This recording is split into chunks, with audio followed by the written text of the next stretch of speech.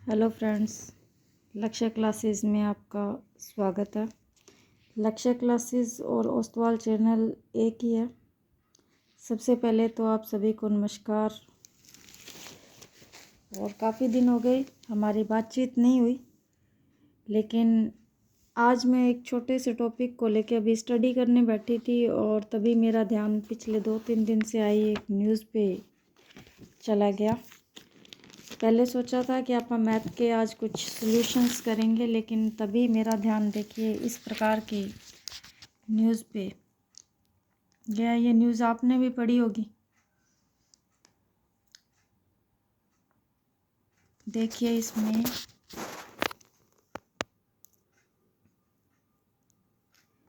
आज की जो वीडियो है वो मेरे स्टूडेंट्स, पेरेंट्स, टीचर्स सभी के लिए है। तो इस वीडियो को ज़्यादा से ज़्यादा शेयर करना, ताकि अगर किसी एक भी बच्चे को हम गाइड कर पाए तो शायद हमें भी परमात्मा का आशीर्वाद मिले और किसी एक बच्चे को सही रास्ते पे ला पाए। इस न्यूज़ को दिखाने का कोई और टॉपिक नहीं है, मेरा ये टॉपिक है कि देखिए आजकल की जनरेशन में जो बच्चे हैं उनकी सहन शक्ति कह सकते हैं हम, या आजकल जो बच्चे कर रहे हैं ये गलत कर रहे हैं। तो ये गलत क्यों कर रहे हैं, कहाँ से जा रहे हैं, इसकी शुरुआत कहाँ से हो रही है, इसी के बारे में आज हम बात करना चाहते हैं। तो आपके पास भी अगर कोई बच्चों से, तो मैं यही कहूँगी कि बेटा ऐसा काम कभी भी मत करो।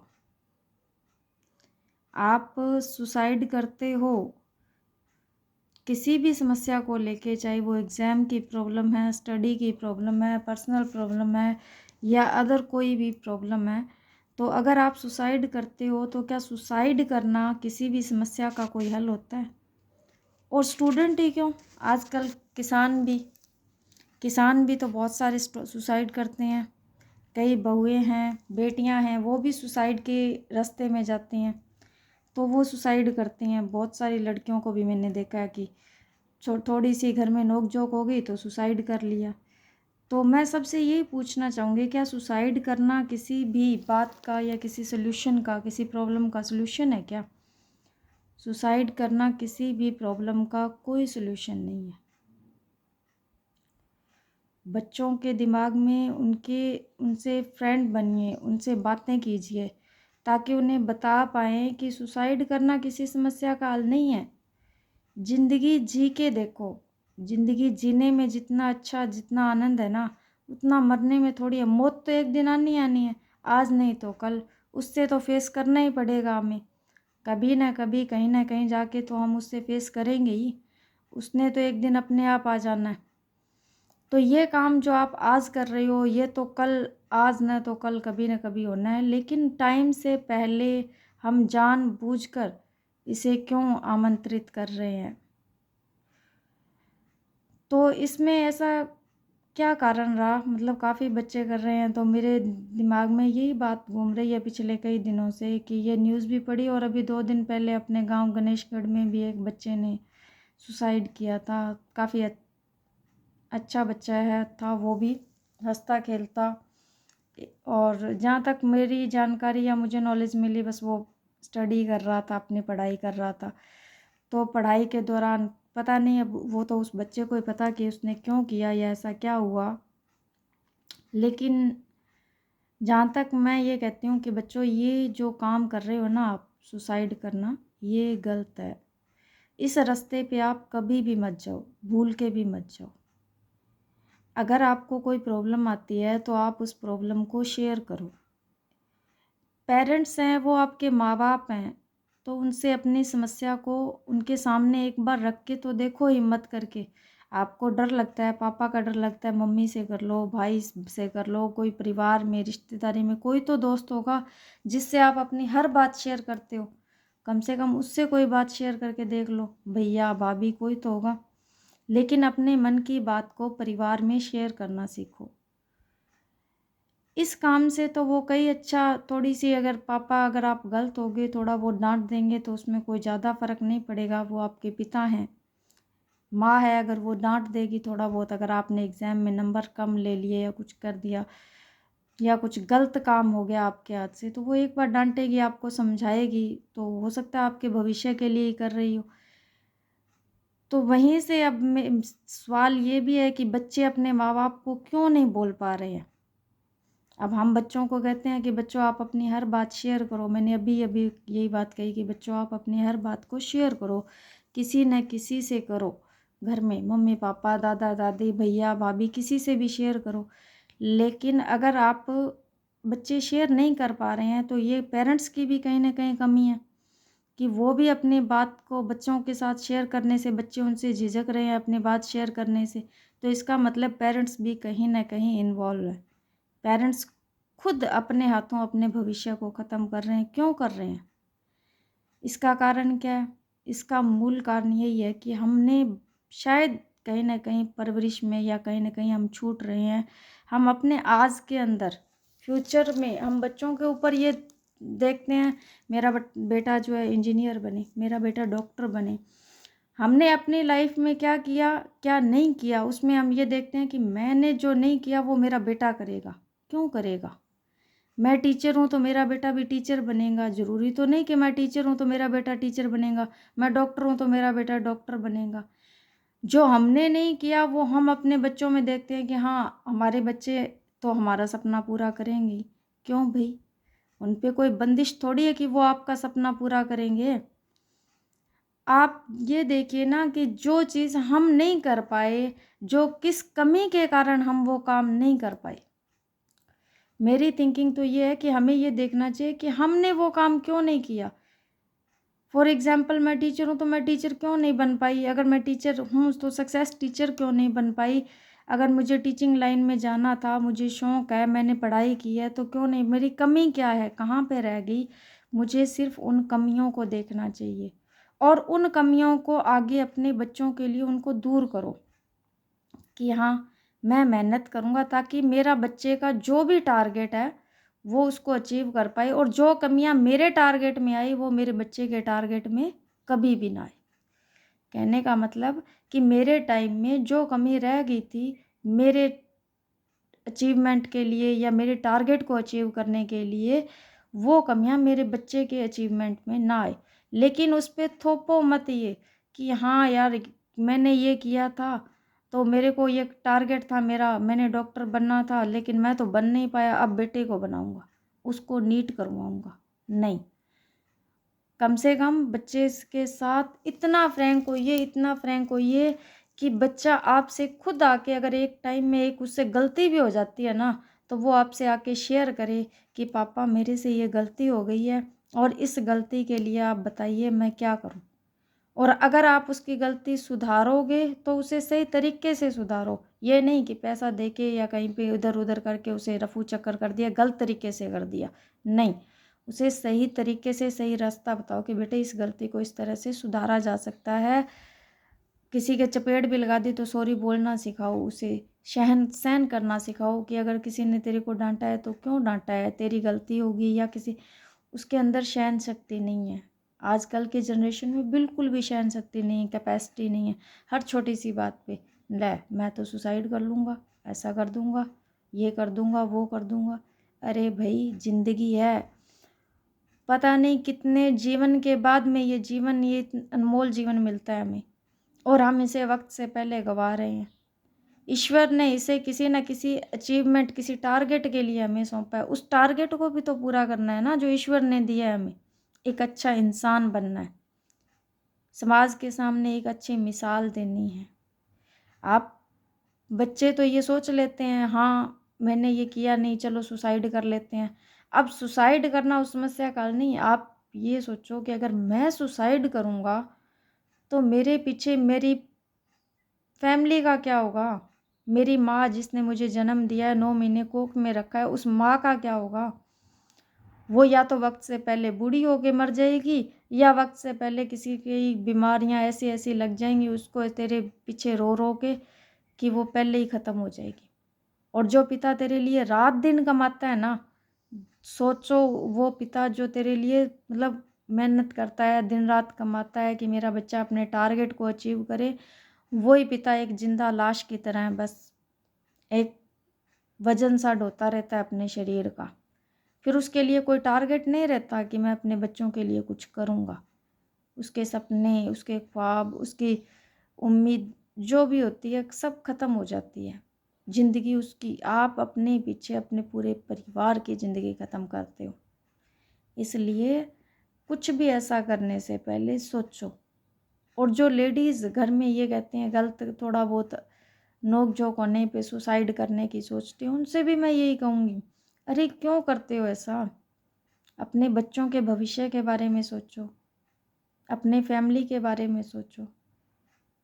जैसे आज आप किसी को कोस के अपने आप सुसाइड के मोड़ पे आए हो ना, कल को आपके पीछे जो जनरेशन है वो भी आपको कोसते हुए सुसाइड के मोड़ पे आएगी। इस तरह से तो ये एक सीरीज़ बन जाएगी, एक चेन बन जाएगी जो टूटेगी नहीं कभी। तो इस चेन को तोड़ो, कैसे भी करके तोड़ो।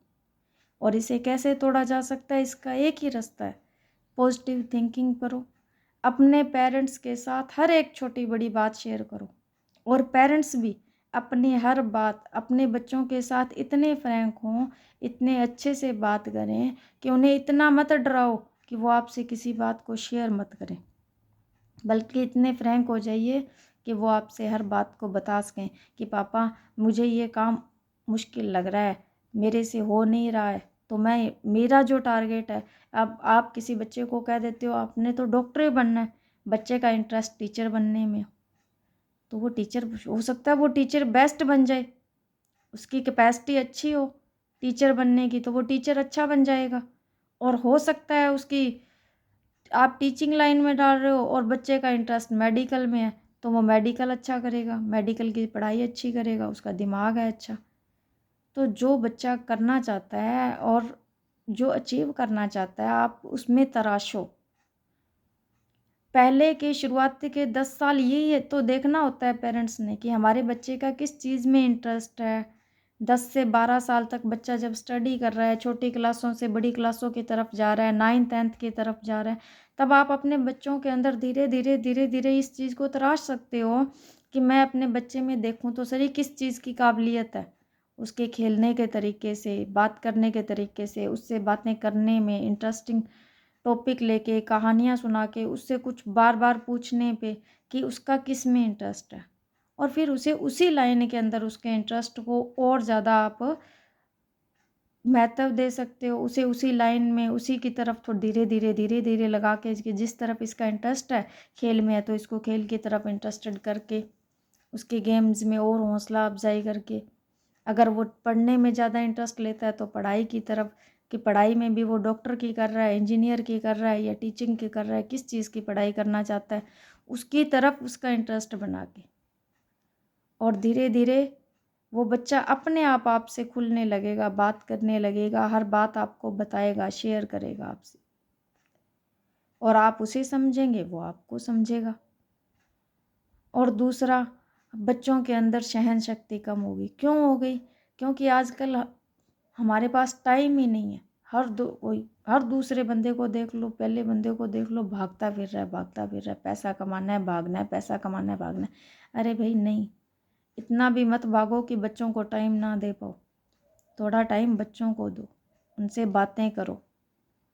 सुबह शाम थोड़ा टाइम तो उनके साथ खेल कूद के बिताओ, उनसे बातें करो, उनकी बातों को समझो, वो क्या करना चाहते हैं, और उन्हें कहानियाँ सुनाओ। भूल गए अपने टाइम को जब दादा दादी हमें कहानियाँ सुनाया करते थे, रामायण गीता ये सब दिखाया करते थे टीवी में, पहली पहली बार चले थे तब। और फिर बाद में हमें कहानियाँ, पहले इससे भी पहले कहानियाँ सुना के ये गाथाएँ बताया करते थे। राजा हरिश्चंद्र की कहानियाँ थी, कहाँ गई आज वो? हमारी संस्कृति, हमारी सभ्यता, इनकी जितनी भी कहानियाँ होती थी हम आजकल बच्चों को सुनाते ही नहीं है। पेरेंट्स को खुद को ही नहीं पता होता कईयों को तो। और कई पेरेंट्स हैं वो कहते हैं हमारे पास टाइम नहीं है। तो बुक्स आती हैं, रामायण गीता सब आते हैं। धीरे धीरे खुद भी इंटरेस्ट बनाओ, बच्चों को भी सुनाओ, और बच्चों के साथ सुबह सुबह टाइम निकाल कर खुद भी योग करो और बच्चों को भी योग कराओ।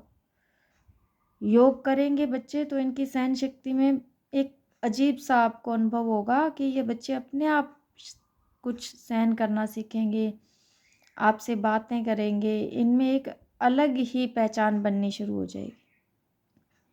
इसलिए बच्चों को सुबह सुबह थोड़ा सा योग कराओ। जब आप योग कराओगे तो इनका ध्यान केंद्रित होगा तो ये आपको बात बात करेंगे आपसे खुल के, तो इनको भी ये लगेगा आप थोड़ा डांटेंगे। अभी हम बच्चों को थोड़ा सा भी कुछ बोल देते हैं, नहीं ऐसा नहीं है, आपने ये काम नहीं करना, ये पेन नहीं लेना, बच्चा एकदम से चिल्लाता है। क्यों चिल्लाता है? क्योंकि उसमें कैपेसिटी नहीं है सहन करने की। थोड़ा सा डांट दिया तो रोने लग गया। तो हम उन्हें इन चीज़ों से दूर लेके जा रहे हैं। आजकल सिर्फ मोबाइल दे दिया हाथ में, टीवी देख लो, मोबाइल देख लो, और बच्चे इन्हीं में खोए रहते हैं, इन्हीं से पढ़ते हैं। और फिर लास्ट में जाके जब तक पढ़ाई करते हैं 10th क्लास तक, 11th क्लास तक, फिर जब हम इन्हें कहते हैं आप नीट कर लो या कोई इंजीनियरिंग कर लो, फिर पेरेंट्स ये बात बोलते हैं तो ये बच्चे जाते हैं। जब वो स्टडी नहीं हो पाती है, यही स्टडी नहीं बल्कि किसी भी, कई तो कंपटीशन टेस्ट में भी, कंपटीशन टेस्ट होते हैं, हम रीट के 3rd grade, 1st grade, 2nd grade, और भी कई सारे पटवार है, कई कई बच्चे इनमें भी करते हैं। इनमें भी कई बच्चों के अगर 3-4 साल हो गए जॉब नहीं मिल पा रही है तो बच्चा सुसाइड। क्यों? मेरे को समाज क्या कहेगा, मैं 4 साल से तैयारी कर रहा हूँ, और समाज क्या कहेगा, घर वाले क्या कहेंगे, मैं 4 साल से तैयारी कर रहा हूँ। अरे घर वाले क्या कहेंगे जब तुम सुसाइड करोगे, मरोगे, तब उसके बाद में घर वालों को क्या कहेंगे लोग, इसके बारे में भी तो सोचो ना कि घर वाले क्या कहेंगे। इसीलिए समाज, परिवार और फैमिली मेम्बर्स को भी ये देखना चाहिए कि अगर बच्चा पढ़ाई कर रहा है, किस लाइन में जा रहा है, कहाँ जा रहा है, कैसे क्या कर रहा है, हम थोड़ा समझें उसे। अगर बच्चा पढ़ाई कर रहा है, थोड़े मार्क्स भी हैं तो भी उसे हौसला दो ना। उसे ये थोड़ी है घर पे आया 70% नंबर आ जाते हैं तो भी आजकल बच्चे को भी गए ये कोई नंबर है, 70% मार्क्स लेके आए। इतने में बच्चे का हौसला गिर जाता है, उसको सहन होता नहीं, और फिर बाहर जाके कोई ना कोई गलत काम करेगा। इससे अच्छा 70% आए हैं उसे ये कहिए कि हाँ चल कोई बात नहीं, इस बार 70% आए हैं, अच्छे आए हैं, अगली बार और अच्छे लेके आना, 80% ले आना अगली बार। जब आप करके देखो ऐसे, जब आप बच्चे को ये बोलोगे ना, हाँ तेरे अच्छे आए हैं, इस बार नंबर 70% आए हैं, शाबाश, क्या ला के दूँ, तेरे को कुछ प्राइज़ चाहिए, आज तेरे को कोई इसके ऊपर आपको प्राइज़ ला के दोगे, उसको अच्छे से प्रेरित करोगे, तो अगली बार बच्चे के 90% मार्क्स होंगे। वही बच्चा आपके हर टारगेट को अचीव करेगा। तो इसीलिए मेरी सभी पेरेंट्स से ये रिक्वेस्ट है कि बच्चों को समझें, और बच्चों से ये रिक्वेस्ट है कि बेटे ऐसा काम कभी मत करो। पॉजिटिव थिंकिंग के लिए रोज़ सुबह उठ के योग करो अच्छे से, जितना पढ़ा जाता है, जितना किया जाता है, जितनी आपकी कैपेसिटी है उतना करो, और अपने पेरेंट्स के साथ बात को शेयर करो कि नहीं कर पाते, नहीं हो रहा है, कोई बात नहीं, आपका जो टारगेट है उसको कर लो। आप जिसमें आपकी हॉबी है, जो आपका शौक़ है, जो करना चाहते हैं वो कीजिए, लेकिन कम से कम ऐसा गलत काम मत कीजिए। सोचिए कि पीछे क्या होने वाला है, बी पॉजिटिव, पॉजिटिव बनो। ज़िंदगी मिली है इतने अच्छे से, हमारे आसपास में देखो कितने सारे पेड़ पौधे हैं, इनसे सीखो। आप इतनी सारी बुक्स पढ़ते हो, इनसे सीखो। एक रफ़ कॉपी होती है ना, देखो अब उस रफ़ कॉपी पे हम कितना कुछ करते हैं, उस पर सारा दिन कचरा कट कच कच कच करते रहते हैं। क्यों? कभी कुछ लिख लिया, मिटा दिया, कर दिया कुछ भी, वो हमारे सारे काम आती है, हमारी हर बात को सहन करती है, और उसी रफ़ कॉपी से हम सीखते हैं धीरे धीरे, तब फेयर में जाके कुछ लिख पाते हैं, और फाइनल एग्ज़ाम में भी। लेकिन हम उसे महत्व नहीं देते, उस रफ़ कॉपी को कभी भी नहीं देते, बेचारे को ऐसे ही गिरा देते हैं, है ना। लेकिन वो हमारे काम कितनी आती है। उस रफ़ कॉपी से सीखो कि प्रॉब्लम्स आएंगी, सल्यूशन करो, उसका अंदर जो काम की बात है उसे सुनो, जो काम की नहीं है उसे मिटा दो। आपके काम का जितना है उस पर ध्यान दो, अदर किसी भी बात पे ध्यान मत दो, इग्नोर कर दो उसे। इसलिए बी पॉजिटिव, अच्छे से समझदार बनिए। ज़िंदगी बहुत अनमोल है, बहुत खूबसूरत है, एक बार जी के देखो। मरना बड़ा आसान है, कुछ भी कर लोगे, मर भी जाओगे, लेकिन उसने तो एक दिन वैसे ही आना है, मौत ने तो। जी के देखो, जीने में जो मज़ा है वो मरने में थोड़ी है। इसलिए ज़िंदगी उस ईश्वर की देन है, परमात्मा का एक गिफ्ट है। और गीता में भी तो लिखा है, गीता पढ़ो बच्चों। अपने जितने भी धार्मिक ग्रंथ है ना, गीता हुई, रामायण हो गए, या महाभारत हो गई, कुरान है, या हमारे ये गुरु ग्रंथ साहिब है, इन सब ग्रंथों में कोई भी ग्रंथ उठा के देख लो, आप पढ़ो। इनको पढ़ोगे तो आपको पता चलेगा, इनमें दिया हुआ है। देखो, हमने बुक्स में तो छोटी छोटी स्टोरियों में पढ़ा ही है, और इनमें भी दिया है कि कर्म करो, फल की इच्छा नहीं है। फल हमारे हाथ में नहीं है। कर्म करोगे तो अच्छा फल मिलेगा, और कर्म ही नहीं करेंगे तो हमें कोई फल नहीं मिलेगा। इसलिए कर्म करो। ये क्यों सोचते हो कि इसके बाद में मैं पास होऊंगा या फेल होऊंगा? और एक बार फेल हो गए तो फिर क्या हुआ? अगली बार कोशिश करने पे पास हो जाओगे। इसलिए ऐसे गलत काम करने से अच्छा एक कोशिश और करके देख लो। नहीं होती तो वो काम कर लो अपना। हो सकता है आपने लाइन गलत चूज कर लिया, लाइन को चेंज करके देख लो। आप मान लीजिए टीचिंग की पढ़ाई कर रहे हैं और टीचिंग में आपका एग्ज़ाम क्लियर नहीं हो रहा है, तो हो सकता है आपने चॉइस गलत कर ली है। कोई बात नहीं, एक बार दूसरी चॉइस लेके देख लो, जो आपको इजी लगती है, जो आपको अच्छा लगता है, वो काम करके देख लो। प्राइवेट बिजनेस करके देख लो। ज़रूरी तो नहीं कि गवर्नमेंट सर्विस वाले ही सभी जो है सक्सेसफुल होते हैं, प्राइवेट बिजनेस वाले भी तो सक्सेसफुल होते हैं।